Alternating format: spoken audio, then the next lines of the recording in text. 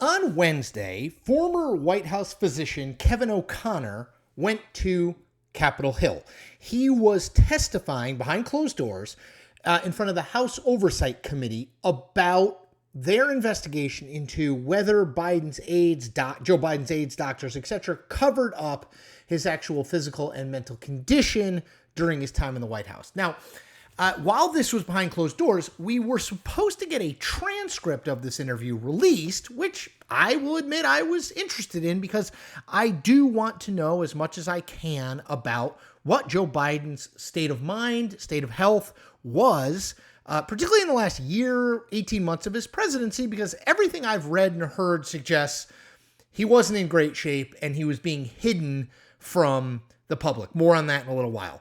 Well, the interview didn't go very long. So less than an hour after Kevin O'Connor, again, the White House physician, went into the hearing room, he came out of the hearing room. And the reason for that is because he pled the Fifth Amendment, which is the right against self-incrimination, and cited doctor-patient confidentiality on every question he was asked. So we didn't get much from the Kevin O'Connor side. James Comer, Republican from Kentucky, who chairs the House Oversight Committee, came out and talked to reporters. And let me just read what he said. Here's Comer. I'm going to read the first two questions that were asked. Were you ever told to lie about the president's health? He, meaning O'Connor, pleaded the Fifth Amendment. He would not answer that question. The second question, did you ever believe President Biden was unfit to execute his duty? And again, President Biden's White House physician pled the Fifth. This is unprecedented, and I think that this adds more fuel to the fire that there was a cover-up. All right, well, there's a lot to unpack here because I think it's both less than James Comer and some Republicans are saying here, but more than the Biden team is acting like is here. It's sort of in the middle in terms of this as an issue. Now, I want to get into all that. Before I do so, I just want to make a quick pitch to you, which is I hope you become a subscriber. We are now over 100,000 subscribers, which is so awesome. It makes me so happy. I hope people are drawn to what I am doing because I'm here every day. And I am promising you independent analysis. So independent of legacy media, billionaires, corporate moguls who own these big legacy media companies, and also independent of the two parties. I'm shooting straight. I'm calling balls and strikes no matter what uniform the batter at the plate is wearing, without fear or without favor. I hope you can support that. Okay, so let me establish a few things here. Let me first say that this committee investigation is being run by Republicans. Republicans control the House, therefore Republicans control the Oversight Committee. James Comer is a Republican and a pretty partisan one and big supporter of Donald Trump. Again, none of this is surprising, but this is not a nonpartisan investigation, right? I mean, this is clearly a partisan investigation. James Comer believes 100% that there was a cover-up of Joe Biden's health and Biden's aides were in on it. He believed that before the committee launched this investigation. He's going to believe it after the committee launched this investigation. And he would believe it even if Kevin O'Connor answered every single question and said, no, I was never asked to lie about his health and Joe Biden's in great health and blah, blah, blah, blah, right? The solution or the conclusion has already been drawn by the people conducting this investigation. Okay, now that makes it very ununique when it comes to congressional investigations. The truth of the matter, and we've seen this over and over again, is if one party controls the House, in the Senate, they conduct a bunch of investigations that are largely partisan into issues that galvanize their base and usually target either the current president, who, if he is not a member of their party, or a past president who is not a member of their party. Happens every 2 years. If Democrats retake the House in the 2026 midterms, they will launch a series of investigations, most of which, maybe all of which, will be purely partisan as well, into Donald Trump. It's what happens. Okay? Second point. I don't know why Kevin O'Connor had to plead the Fifth and cite doctor-patient confidentiality on every question. Like, I guess that's the lawyerly advice he was given, but it seems to me if the first question from Jim Comer was, were you ever told a lie about the president's health? I would advise that, assuming you weren't told to lie about the president's health, you say, no, I was never told to lie about the president's health.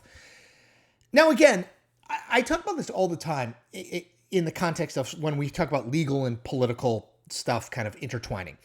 What's the right strategy, legally speaking, which is often to plead the fifth? And I will note, Trump administration officials from the first term pled the fifth like crazy when they were being investigated from 2020 to 2024, January 6th, and all those sorts of things. Okay, I mean, this is not a new tactic. It is not a Democratic tactic. They do it all the time.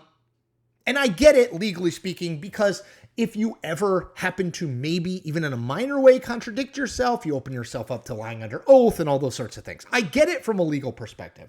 The problem is the politics of it. Pleading the fifth makes you look guilty. It just does. Like, you know, I'm not saying it makes you guilty, not a lawyer, but from a political perspective, pleading the fifth makes you look guilty. And not answering, were you ever told to lie about the president's health, is going to lead, yes, as I say, Jim Comer is going to have, he's already concluded that there was a cover-up. But if you tell a random person on the street, hey, they asked the Biden doctor today, were you ever told to lie about the president's health? And he didn't answer the question. People are going to be like, why not? Like, that seems weird. You're right?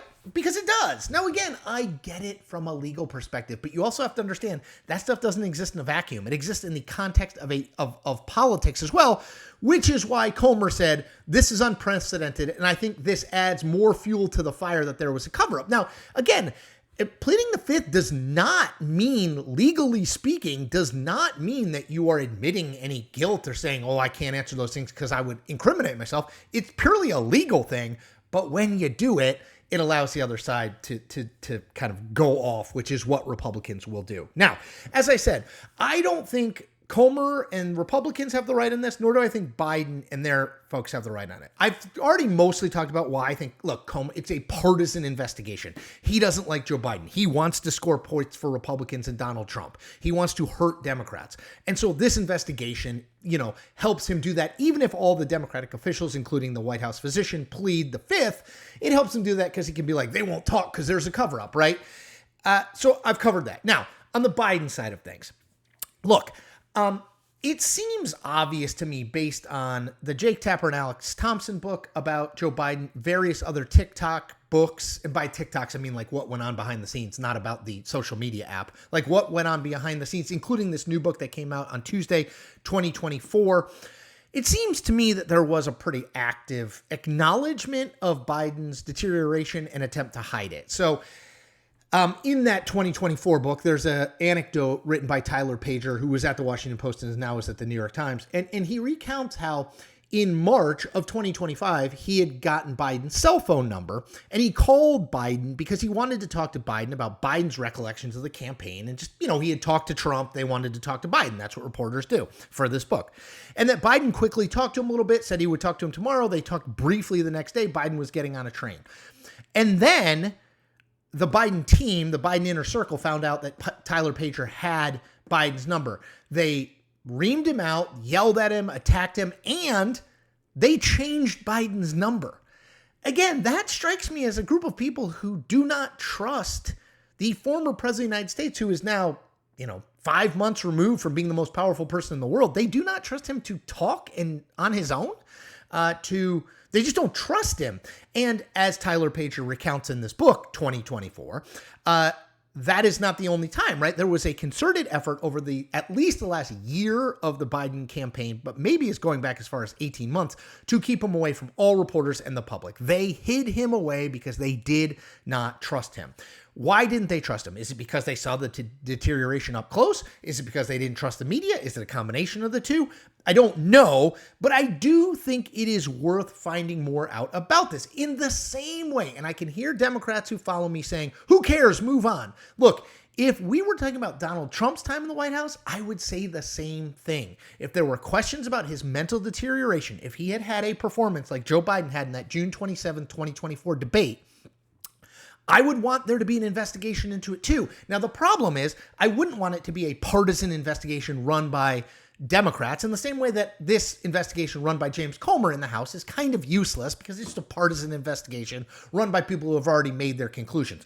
But do I think it is important that we, for history and for for voters, for taxpayers who pay Donald Trump and Joe Biden's salaries, that we know what actually was Joe Biden's state during his last year, at least in the White House? Yeah, I do think that's important. I think it's important for the historical record. I think it's important for accountability. I think it's important to see like who told the truth and who didn't. Because I think it's important that those people who told the truth get credit and those people who lied get blame. So I wish there was an investigation into all of this that had the faith and confidence of the American public. That is not the James Comer investigation.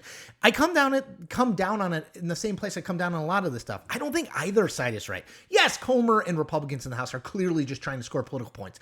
But yes, also, you would think that the White House physician could answer a question about whether or not he had been told to lie about Joe Biden's health, and the Joe Biden people or Democrats in that world could cooperate to say, here's what we knew and here's what we didn't know, rather than just talk on background to all these reporters for their books. It would be nice to have something that was a little bit more formal, under oath, so we knew that they're all telling the truth. We're not going to get that. So, look, I've gotten used to being disappointed in my attempts to say, like, can't we find some common ground?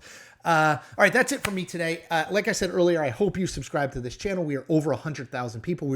I just want to keep growing because that allows me to do more and more of this sort of stuff, which I hope you can tell I love doing, enjoy it.